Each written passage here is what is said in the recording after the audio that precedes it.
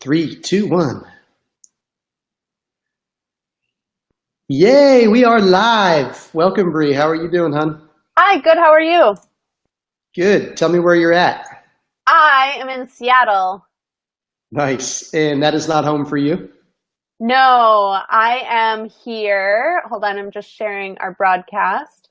I am here writing a book.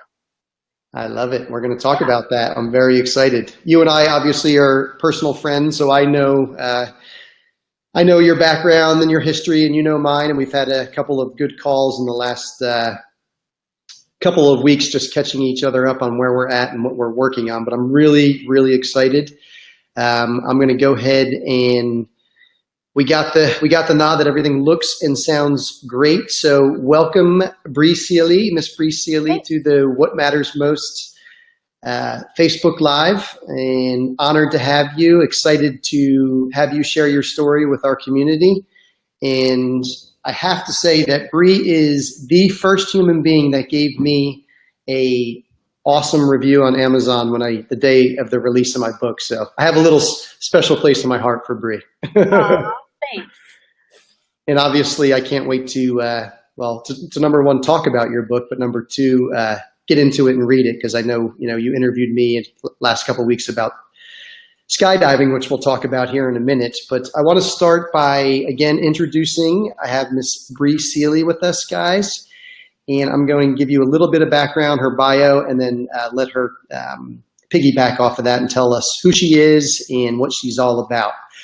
So Bri Seeley is an inspirational woman who supports women around the world to turn their inner visions into their external realities. Bri is motivated by a deeply held belief that every woman is inspirational. She supports women by reflecting to them a deep remembering that we all deserve to live our desires instead of merely giving in to all the shoulds that burden our lives. And I love that wording there.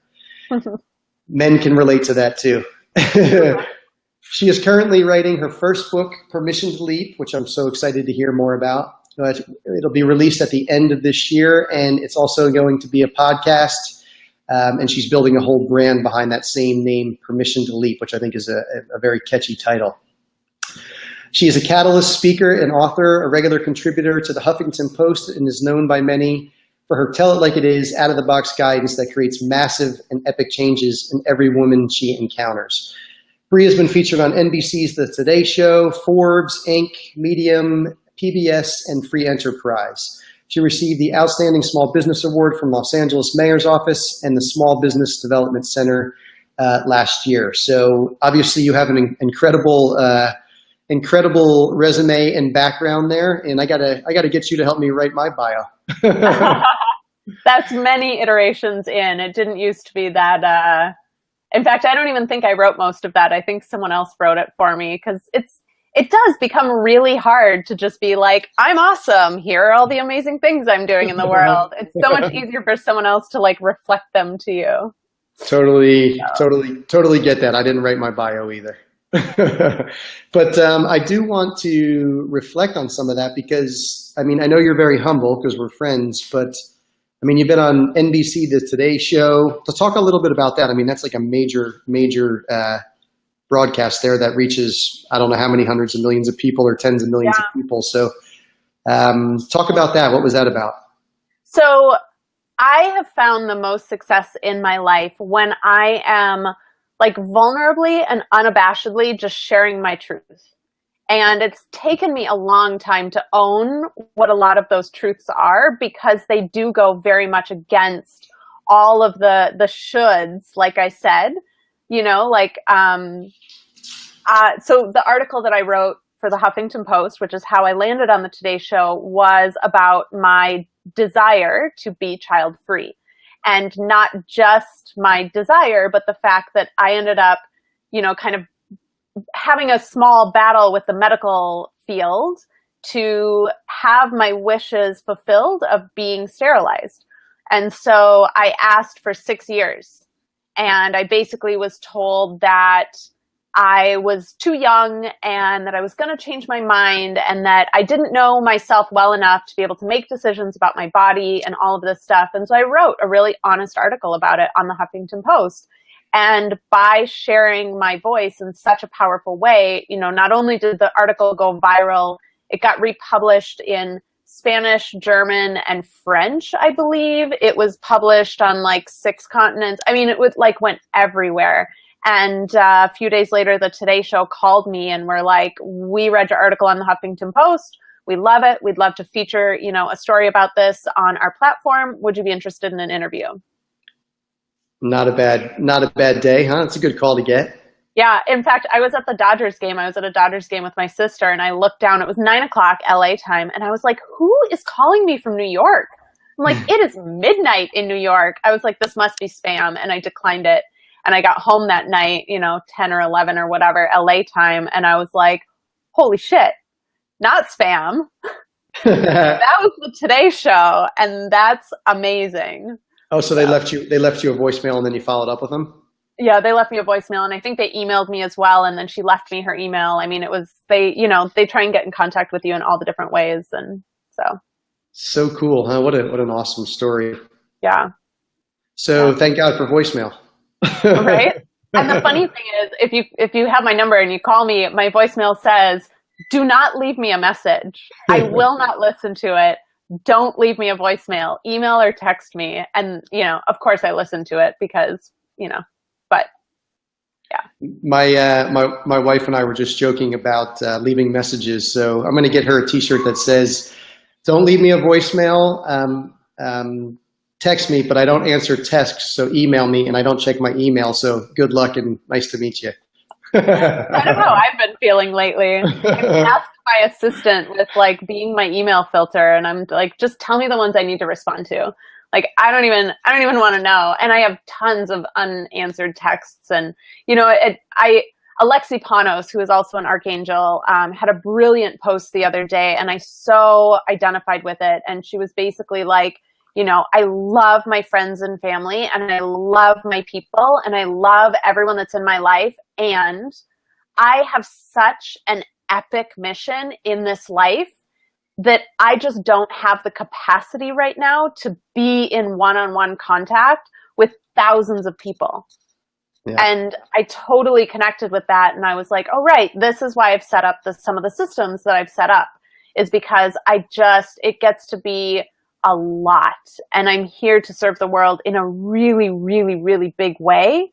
And, if that means that a few emails don't get answered and a few texts get overlooked, then so be it. Yeah. Well, that's, what? It's a great segue. Oh, I'm getting some feedback. Just give me one sec.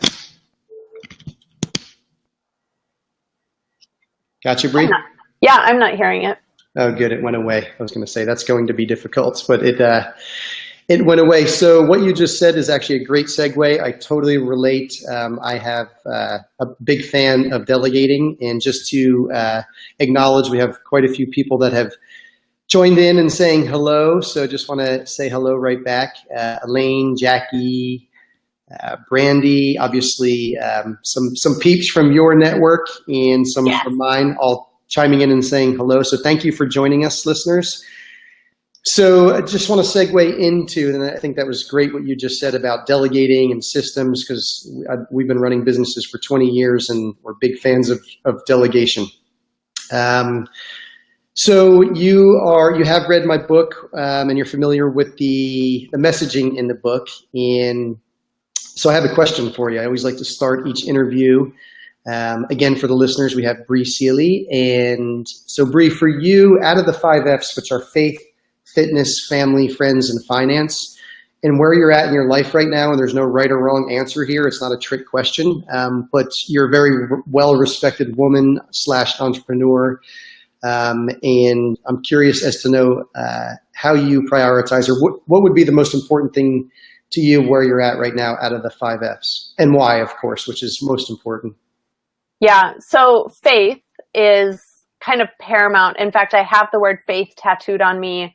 I just went to get a massage this week, and I was in the faith room. Like, I feel like if faith isn't my top priority in life, I don't have anything. Like, if I don't have faith in my family, in my friends, in my business, in myself, in the universe, if I am lacking of faith in any area of my life, then shit starts to hit the fan.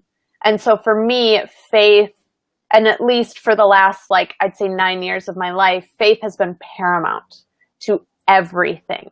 And it's in those moments when I'm doubting my faith, or that I'm, have maybe lost touch with it. I'm not meditating as much. I'm not checking in with my soul. I'm not accessing that universal energy, is really when things kind of start to fall apart in my life. And so I feel like I can't have good relationships with my family and my friends and, the other 4 F's if my faith is not in that top spot. So well said. And if you don't mind me asking, this is a little bit of a personal question, but how do you define faith? Because it's a very subjective, personal, I think, word, right? And I talk a lot about you and I have had one-on-one conversations around it, and I talk about it in the book. But how do you define faith for the listeners?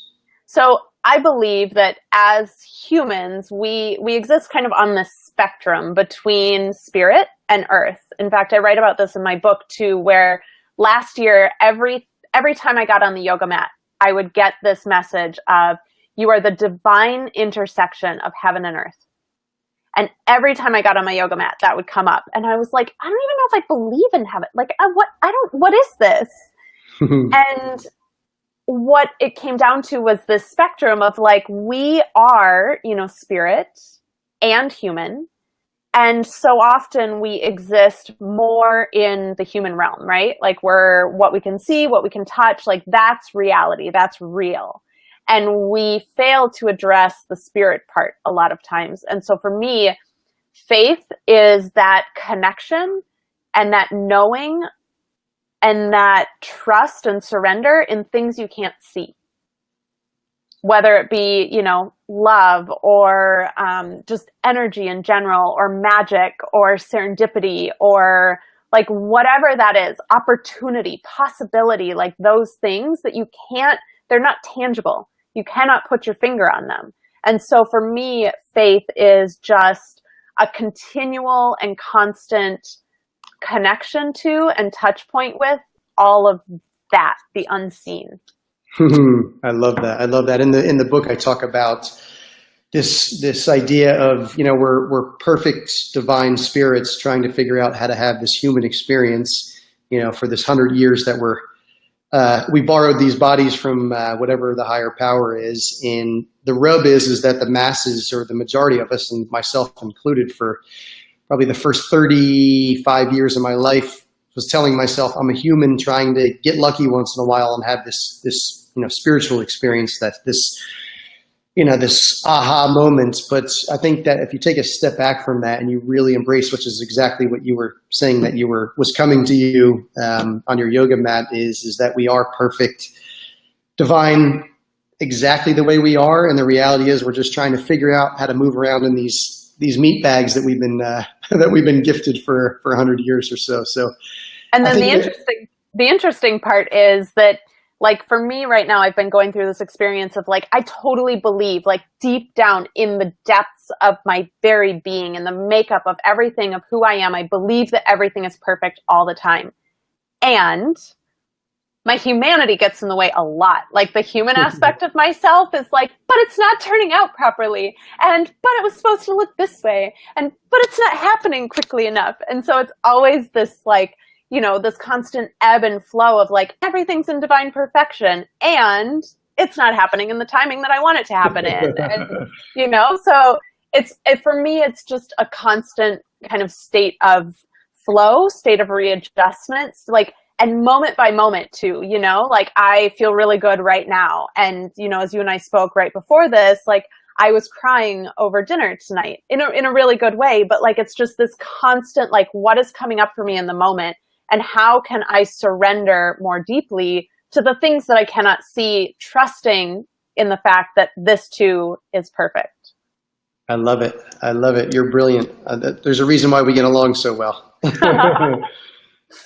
I love it. So thank you for sharing that. I want to shift focus because you have so much interesting things going on that you're working on, you're creating, that you've already created, that you will create in the future. But the thing that I'm most excited to hear about more about and have you share a little bit about, because we had an interesting call a few weeks ago. Tell me about this obsession that you have with leaps, and what is that all about? And then we can segue into your book. Yeah. So I have kind of identified, like, I've talked to a lot of people. I've interviewed hundreds and hundreds of people, and I'm always connecting with people. And what I have come to realize is that not enough people are doing big shit in the world. Like, it breaks my heart because I look at all the reasons why people don't do the big things that they're called to do in the world. And it's because they don't have that trust in the unseen, the unknown, things like that. And it breaks my heart because, you know, your capacity to create what you've created is no different than my capacity to create what I'm creating, or whoever's watching's capacity to create whatever they're creating, you know? And so I've gotten really aware of the process of, like, what does it actually take to make a leap in life, whether it be starting a business, quitting a job, you know, honestly, getting married, going to study in a country where you don't know the language. I mean, like, all these things, all these big things that people do in the world, like, what is that process? And so I've been looking into it. I've been studying it. I've been asking people questions and talking to people, and have really kind of identified, you know, what the leap process looks like, how people move through it, because it's a really consistent process for almost everyone that I've talked to. And then the misunderstandings that go along with it. So a lot of people think that on the day when they're like, yeah, I'm going to do this thing, and they make that first commitment, they think that that's the leap, and it's not. And so people end up quitting around like steps 3 or 4, when the leap in and of itself doesn't even happen until step 5. Mm-hmm. And so my whole thing is, like, I feel like if people knew more about what it looked like and what the process was and what to expect and how things would play out, I feel like more people would feel safer taking leaps in the world. And so that's kind of the book I'm writing, the program that I'm bringing into the world, the podcast that I'll be launching, like, all these things are just to kind of, like, pull the curtain back and be like, this is what it takes to do big things in the world. And it's actually not that big of a deal.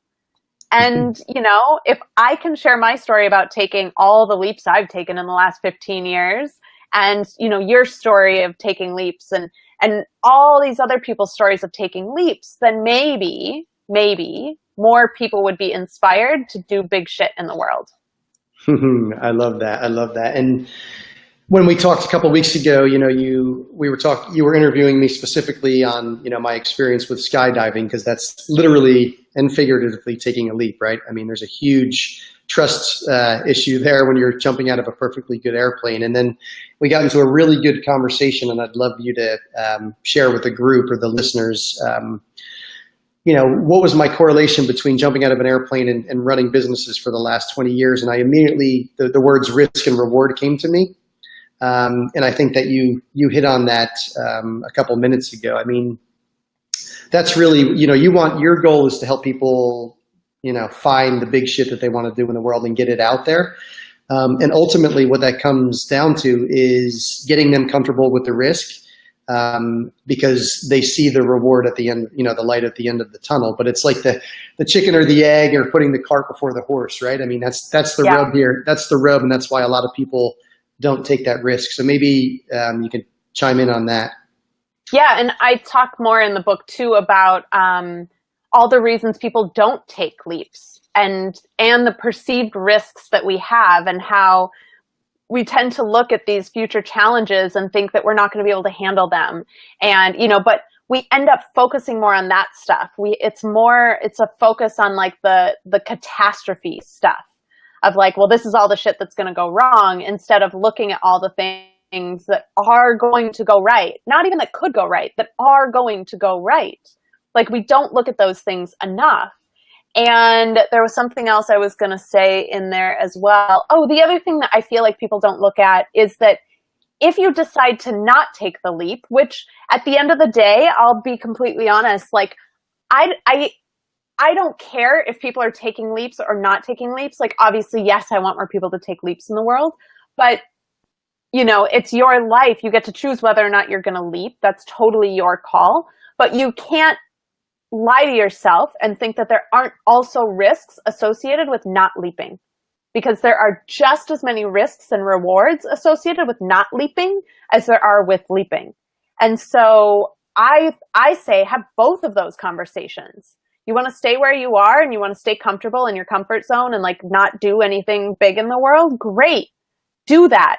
And let's be honest about the things you're missing out on, how the world is not going to be complete with you choosing that path. Like look at all the risks and rewards associated with that. And then it's a values conversation, Do you value staying where you are with the risks and rewards tied to that? Or do you value taking a leap in the world and serving humanity and like really making an impact and shifting people's ability to be more, in their humanity and in their spirituality and all of those things?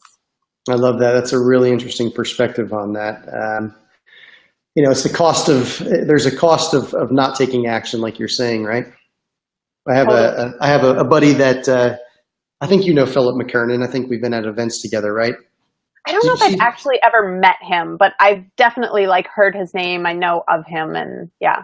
Yeah, he has I quote him in the book. He did the foreword to the book, but he has a great quote: "In the absence of clarity, take action." And I think that there's a lot of brilliance in that. I think people are waiting for another way to put that is don't let perfect get in the way of what's possible, right? I think that we're all constantly trying to figure out how to do it the right way. And sometimes you just have to say, fuck it, and just make mistakes and get out there and make it happen. Right. Well, and that's the funny thing. There is no right way. There literally is no right way. So we can sit around all day, every day and be like, I'm going to wait until it's the perfect time and I'm going to do it the right way. That literally doesn't exist. So you can sit around saying those things for 20, 30, 50, whatever years, and you're going to be waiting literally until the day that you pass, the day that you leave this human body. So again, risks and rewards, what are the rewards of choosing that? Yeah. And it's such a subjective, personal conversation. I mean, everything that we're talking about, the words leap, the words risk, the words reward, the words success, failure, it's all so personal and subjective. So, I mean, it's really just it becomes a very intimate, personal conversation with yourself to figure out what is your leap? What does a leap even mean to you anyway, right? Because what a leap means to me and what a leap means to Bri and then to the listeners could be three different things, right? Well, and what a leap means to you now at this point in your life is going to look drastically different from what a leap looks like for you in 10 years. I mean, for me, going to college a year early was a huge leap when I was 17, right? I think that was a huge leap. Now I look back on it and I'm like, duh, of course I did that. Now I'm in this big leap where I'm building $1 million business, and it's terrifying. And the funny thing is, the terror I feel now is similar to the terror I felt back then. It just looks different, So it's subjective, even within your own personal experience. Every single leap you take is going to be a different leap. It's going to be a similar process, but different things are going to come up, different roadblocks and emotions. And it is a process. And as I've been looking back over all the leaps I've taken, they're all the process that I have gone through in all of them is very similar. And that's probably to say that in another few years, when I go to take whatever leap I'm taking next, the process will be the same. So I love it. So I have another question for you, and this is going to allow you to talk a little bit more about your next project, which is you're writing a book. And so the name of the book is Permission to Leap, right? Yes. And what do you hope that this book and this new brand accomplishes in the world? So you did touch on it a little bit, but specifically around the book, and I know you're going to do a podcast, so if you can just dive a little deeper into that. What is your magic wand with this project? I want So one of the things I do is I future pace almost everything. And so one of the things I did before I left LA to come write my book was I sat down and I pre-wrote the reviews that I'm going to be receiving for the book. And I keep having these visions of reading the reviews and getting emails from people, and even standing on stage and doing book signings and being able to hear people's stories about how this inspired them to take the leap that they've always wanted to take in their life.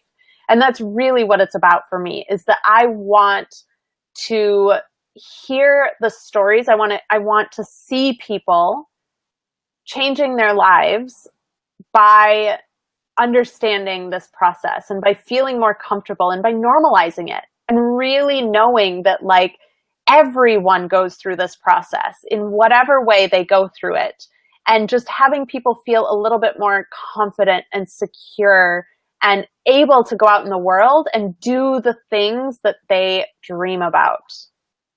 I love it. I love it. And just want to give a shout out to Maxine, Elaine, Justin. Thank you for joining. So Bri, let's shift. Do you want to talk? Do you want to share anything more about the book? I mean, it's coming out in August, so we have, is that right? I think it's coming out in November. November. Okay. Sorry. Yeah. And I wish I could get it out in the next 4 weeks, but I don't know how that, I don't think that's realistic. In this writing process, the last 3 weeks, I am so out of it. Like, I am so disconnected from reality and life and like all the things that I don't think I could get it out in the next 4 weeks, man. And you're self-publishing, is that right? Or are you going with traditional? Yeah, self-publishing. Awesome. Awesome. Well, yeah, as you know, I just released my first book, and it is quite a humbling process. I am lucky to have an amazing team around me, like amazing. Yeah. Well, I always, whenever someone says that they're lucky, I always remind them they have to get out of bed and make all that luck happen. That is true. That is true. Yeah. I'm half Irish, so I do believe in luck, but you gotta make shit happen too. Yes. It's a nice fine balance. Yeah. And you're obviously not somebody that sits around. You're a creator and an artist. So I'm so excited to have you share your story with the world. And I can't wait for November to come so I can read your book and give you, I'm curious because you said you were pre-writing the reviews. I hope that I wrote you a good one in your, So it's so funny. So when I had my surgery 4 years ago, when I got sterilized, I spent between the pre-op appointment and the like procedure appointment, I spent every single day. I was like, quickest and easiest procedure she's ever done. Quickest and easiest procedure she's ever done. And I just like repeated that over and over and over and over. And I'm laying on the exam table, and she's finishing up and like putting all of her stuff away and all this stuff. And she looks up and she goes, that was the easiest and quickest procedure I've ever done. And I'm like, of course it was, because I planned it that way. And so that's why that's why I sat down and wrote the book reviews, because then for me, it's like using some of that future energy and the essence of like what this book is going to be in the current writing process so that I can make sure that it's all in alignment. I love it. I love it. So I will, so excited to support you in any way I can. And obviously I'll be sharing it with my community when it comes out, because I know your story and I know the brilliance that will come out of it. I love the fact that at the end of the day, everything you're talking about, Bri, with this project is you have a heart that wants to serve people. You want to help people. So guess what? That will help. That will happen in a big way. And I know you already are helping a ton of people, obviously, but you're leaping into a new realm, and I am as well. So, yeah. And man, it's been quite the process. so humbling, so humbling, isn't it? Yeah, it really is. And I feel like throughout it all, I'm just becoming like a better and better version, like a better woman, a better human, a better spirit. Like it feels so good. So I love it. We have a good question coming in from Justin. Can you see that, or do you need me to read it? I saw just a snippet of it. I couldn't see the whole thing. So Bri, what's your advice to people who are sometimes afraid to fail? How do they combat that fear and take their leap? So I believe that fears fear is like a biological thing. Like it is literally ingrained in us. It's like in our DNA, it's in our programming, it's how our brain works, it's all of that stuff. And so for me, it's about understanding and knowing that when those things are coming up, when that voice is coming up of like, well, what if you fail? Or, you know, who do you think you are? Or any of that like kind of mean girl, like naysayer stuff that happens in our brain. For me, it's just that part of ourselves, that like programming that is trying to keep us safe. And so it's not even a fear of failure. It's just that our body processes it like we're in danger. So biologically, our body processes leaps and expansion and growth the same way that it processes like you are in extreme danger and bad things are going to happen. So it's like the fight or flight thing. Yeah. And it triggers the same responses. And so for me, I have trained myself for when that voice comes up and when it starts saying, you're not good enough, this is never going to happen. You know, what if you fall flat on your face? What if people give you bad reviews? What if all of these things? For me, what that means is that I'm on the right track. Yeah. And I have reprogrammed myself to know and understand that the only reason that is coming up in the first place is because I'm in growth and expansion mode. And it doesn't mean that I'm dying, but my brain and my body processes the two of them the same. They can't differentiate. So I always like hearken it back to the caveman days, you know, right? Like their experience was if they were facing death, you know, they'd go into fight or flight. Well, we're literally processing things the same way, except we have so much more to process now. You know, cavemen weren't really into like growth and personal development and taking leaps and things like that. But so when our body gets into those things about the fear of failing and all of that stuff, it's literally the same as if we were being chased by a saber-toothed tiger and everything in our body is screaming like, we're going to die. So I just like to reframe it, because taking this leap, writing this book, doesn't mean that I'm in danger. It doesn't mean that I'm going to die. It doesn't mean that there's anything bad is going to happen to me. And so I just use that as a constant reminder of like, oh, okay, I'm on the right path. This is leading me towards growth and expansion. My brain thinks I'm dying, but like I'm safe. I'm good. Everything is great. I love that. I love that. The reality is that most of our... Oh, I'm getting feedback here. Hold on. Is that a little better? I can't hear it both times. Awesome. Yeah. So I love what you just said there. I mean, it's really good advice, and we're getting more comments here. If you feel that fear, it means that you are on the right path. Such a good answer. So yeah, it's like, you know, I think that if there's this saying, success breeds complacency. And the reality is that, you know, I think that the more uncomfortable we are, the reality is that means, you know, like you said, a lot of good things are happening. The harsh reality is, Bri, is that most of us, at least most of us that are listening to this interview or will hear it in the future, our basic needs are met, right? We have a roof over our head. We have clean drinking water. We know where to find food. So you're right. It's like, why not take the leap of faith anyway? Because what's the biggest thing that could happen that's going to hurt us? I mean, we're still going to have our basic needs met, right? Or we're still going to have a roof to come home to and a warm house and probably some loving family and friends. So it's like, what the hell do you have to lose anyway, right? It's all, why not take that leap? Because at the end of the day, our reality is, because we're very blessed for the most part, and I know there's exceptions to the rule, but you know, we're not trying to figure out how to, you know, where the clean drinking water is at this point. Yeah. So with that said, maybe it can help people, you know, let their guard down a little more and take a little more risk, because, you know, what do you really have to lose at the end of the day, right? Yeah. I just interviewed Danielle Laporte on my podcast, my other podcast, because I will now have two podcasts, in May.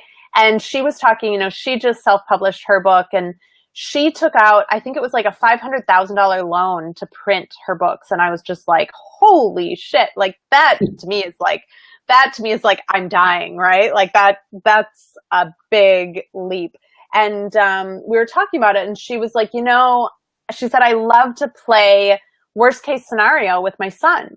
And she's like, the reality is that if my book flopped and if it didn't work out like planned, she's like, my son and I would just move into a studio apartment in downtown Vancouver and we'd get bunk beds and we'd, grow herbs in the window. And she's like, we could totally afford a studio apartment. It'd be cramped, but we'd be fine and we would still have one another. And I just thought it was a brilliant perspective of like, so what if I have to move out of my house? Or so what if I have to downsize my life? Like, it is worth taking the risk. It is worth putting myself out there. It is worth like offering my gifts and my services to the world. And, so if something happens, then I will deal with it then.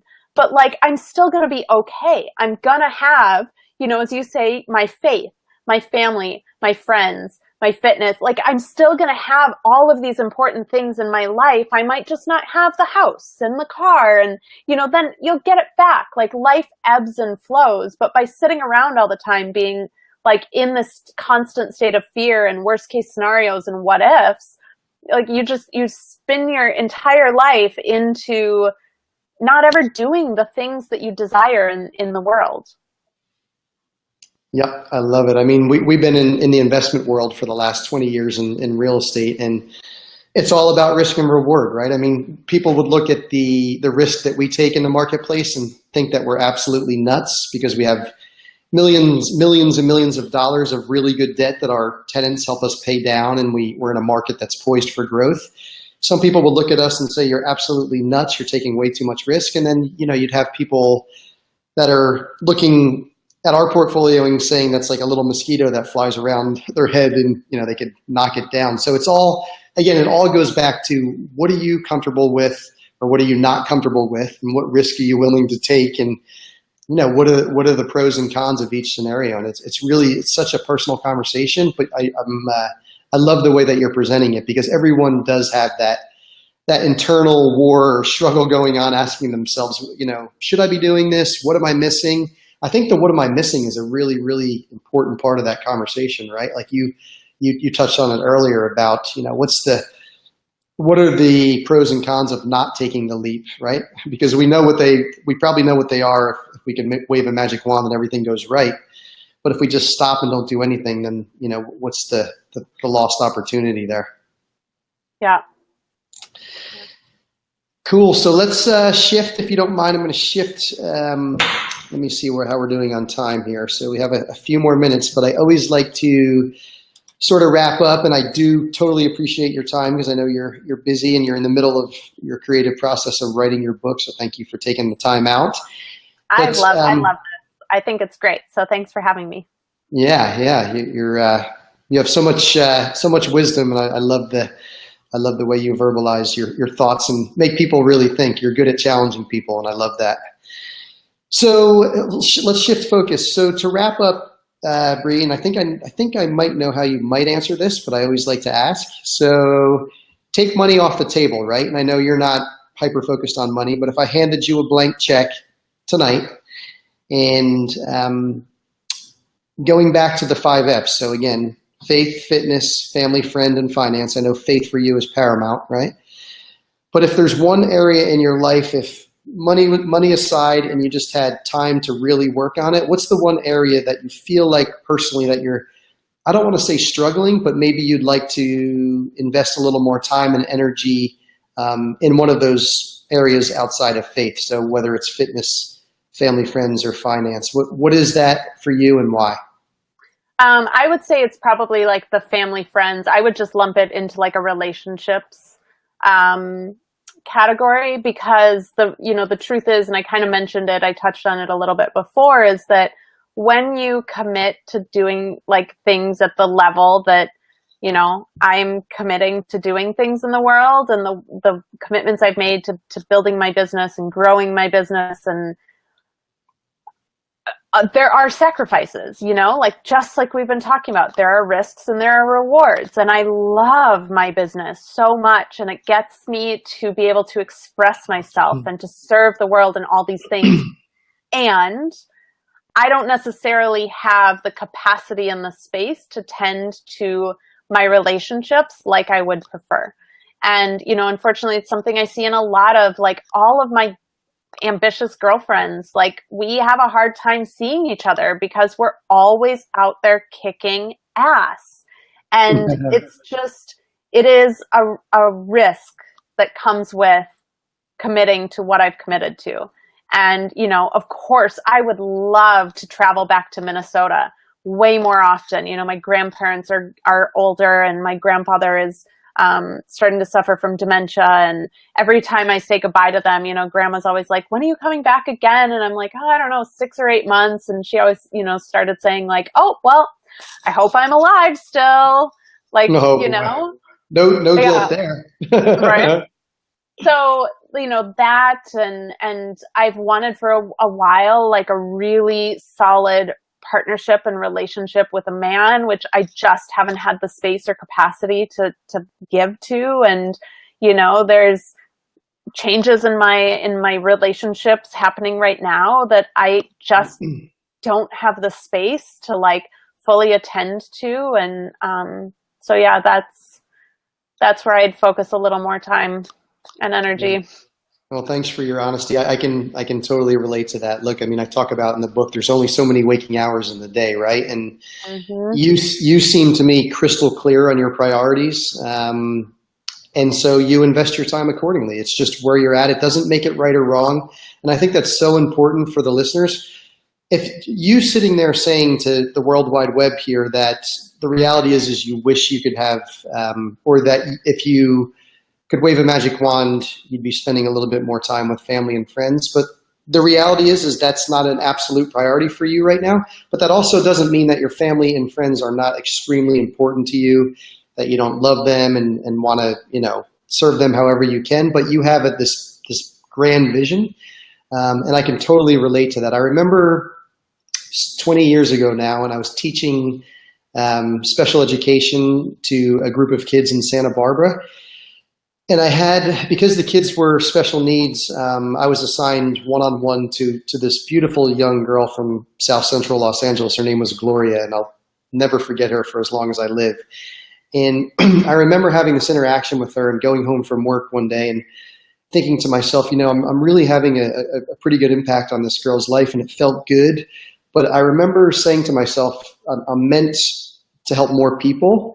And it was really like a wake up call for me. And I'll never forget the day when I told myself, you know what, this teaching thing and this one-on-one interaction with Gloria, who was my student at the time, the one-on-one that I was working with, is fantastic. But I'm here to serve in a bigger way, and I want to leverage and help more people.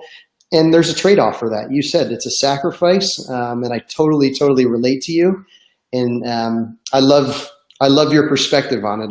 You're not afraid to, you don't sugarcoat anything. That's just the reality, right? Pretty true. Yeah. And I love the fact that you just don't sugarcoat shit. And that's a beautiful thing. And I wish there was more of it in the world, because it's very refreshing. They say that stand-up comedians are some of the most truest people, that just call a spade and tell it like it is. So maybe we should go into stand-up comedy a little bit. I actually, there have been a few things that have happened in the last few months where I'm like, this would make such great material for a stand-up routine. I'm like, man, if only. I don't think that's my lot in life, but I was like, if only, Well, maybe I'll go to an open mic night some night and just share like my 5 things and then like get off stage. Mic drop, right? Right. Well, you don't have a lot of excuses, girl, because you do live like I've been to your neighborhood when we had our dinner last year, and you live pretty damn close to West Hollywood, where all the best comedy acts in the world are. You have every opportunity there. So maybe I'm going to hold you accountable on that. I don't know if stand-up comedy is my thing.